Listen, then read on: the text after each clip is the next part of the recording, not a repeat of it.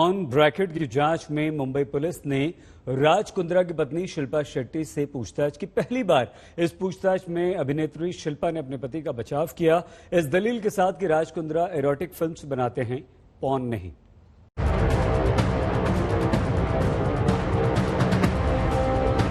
गंदी फिल्मों की गंदी कमाई कहां से शुरू होकर कहां तक पहुंचती थी, इस राज का पता लगाने मुंबई क्राइम ब्रांच की टीम आखिरकार शिल्पा शेट्टी तक जा पहुंची। राज कुंद्रा के पॉर्न रैकेट के खुलासे से खलबली मचने के बाद पहली बार मुंबई पुलिस ने उनकी पत्नी शिल्पा शेट्टी से भी सवाल जवाब किए। क्राइम ब्रांच की टीम ने जब शिल्पा शेट्टी के घर पर दस्तक दी तो साथ में राज कुंद्रा भी थे। कोर्ट से कुंद्रा की हिरासत 27 जुलाई तक बढ़ने के बाद पुलिस उन्हें लेकर सीधे जुहू में उनके बंगले पर पहुंच गई, जहां शिल्पा के साथ उन्हें आमने सामने बिठाकर पुलिस ने सवाल दागने शुरू कर दिए। क्राइम ब्रांच, आपको अपने पति के पोर्नोग्राफी रैकेट चलाने की जानकारी थी? शिल्पा शेट्टी, मेरे पति इरोटिक फिल्में बनाते हैं, पॉर्न नहीं। पॉर्न और इरोटिका में फर्क होता है। क्राइम ब्रांच, क्या आपने पोर्नोग्राफी रैकेट में कोई कमाई की है? शिल्पा शेट्टी, मेरा इससे कोई लेना देना नहीं है, मैंने कोई कमाई नहीं की।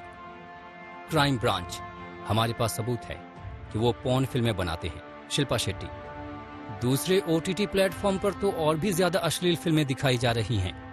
Crime branch, porn racket Viaan company के दफ्तर से चल रहा था, आप वियान की डायरेक्टर रह चुकी हैं, क्या आपको इसकी सारी जानकारी थी?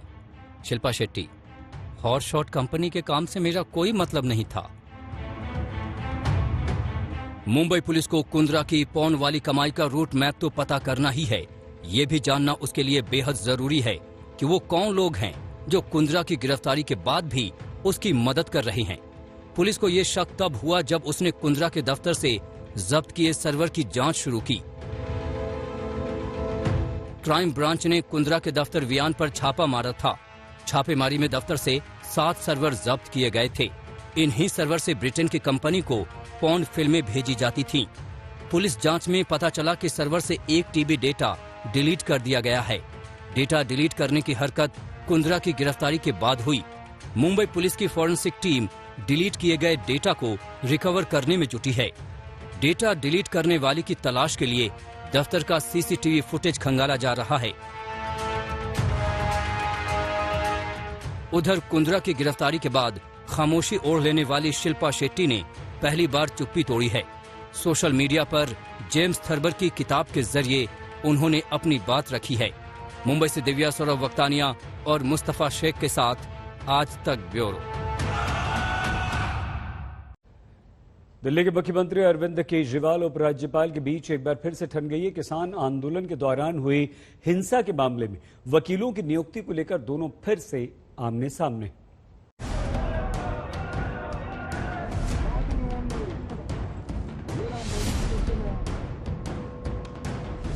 जिस वक्त किसानों का मुद्दा देश की संसद में गूंज रहा है,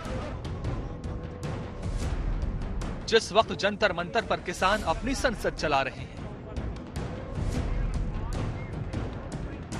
जिस वक्त आंदोलन के 8 महीने पूरे होने पर किसान आर पार की लड़ाई का ऐलान कर रहे हैं, ऐसे दौर में किसानों के नाम पर केजरीवाल सरकार और उपराज्यपाल भी आमने सामने आ गए हैं। मामला 26 जनवरी को किसान आंदोलन के दौरान हुई हिंसा के केस में वकीलों की नियुक्ति का है। 19 जुलाई को केजरीवाल कैबिनेट ने फैसला किया था कि आंदोलन के दौरान किसानों पर जो केस बने हैं, उनमें दिल्ली सरकार के चुने वकील ही पब्लिक प्रोसिक्यूटर बनेंगे, पुलिस के नहीं।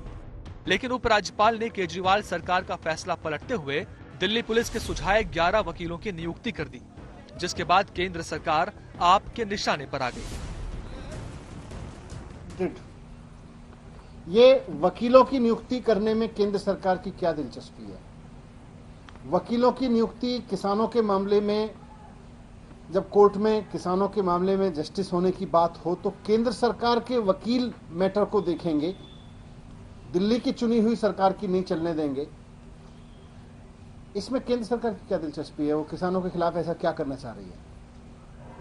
दूसरी बात, अगर वकीलों की नियुक्ति तक भी LG ही करेंगे, अगर केंद्र सरकार ही करेगी, तो संविधान में फिर चुनी हुई सरकार का मतलब क्या रह जाएगा? उपराज्यपाल के फैसले के विरोध में आम आदमी पार्टी संविधान का हवाला दे रही है और सवाल कर रही है कि आखिर किसानों के खिलाफ साजिश कौन कर रहा है। लोकतंत्र की बात करेंगे और फिर लोकतांत्रिक तरीके से चुनी हुई सरकार के काम में एक ऐसे प्रोविजन का जिसके लिए कहा गया है कि कभी कभार बहुत असाधारण मामलों में इस्तेमाल करेंगे, उसका रोज हर तीसरे दिन इस्तेमाल करा रहे हैं। अगर वकील चुनने का काम भी दिल्ली के मुख्यमंत्री नहीं करेंगे तो फिर मुख्यमंत्री के पास पावर क्या है? और ऊपर से किसानों के मामले में मैं पूछना चाहता हूं केंद्र सरकार से कि किसानों के मामले में आप किसानों के खिलाफ ऐसी कौन सी साजिश रच रहे हो जिसका आपको डर है कि अगर अरविंद केजरीवाल जी के खड़े हुए वकील हुए तो वो साजिश आपकी कामयाब नहीं हो पाएगी। इसका जवाब दें। ये पहला वाकया नहीं है जब केजरीवाल सरकार के किसी फैसले को उपराज्यपाल ने पलट दिया हो। पहले भी कई मुद्दों पर दिल्ली सरकार और एलजी का टकराव हो चुका है। इस बार मुद्दा किसानों का है, जिसकी सियासी तपिश देखते हुए ये साफ है कि वकीलों की नियुक्ति की ये लड़ाई अभी और चलेगी। पंकज जैन, दिल्ली आज तक।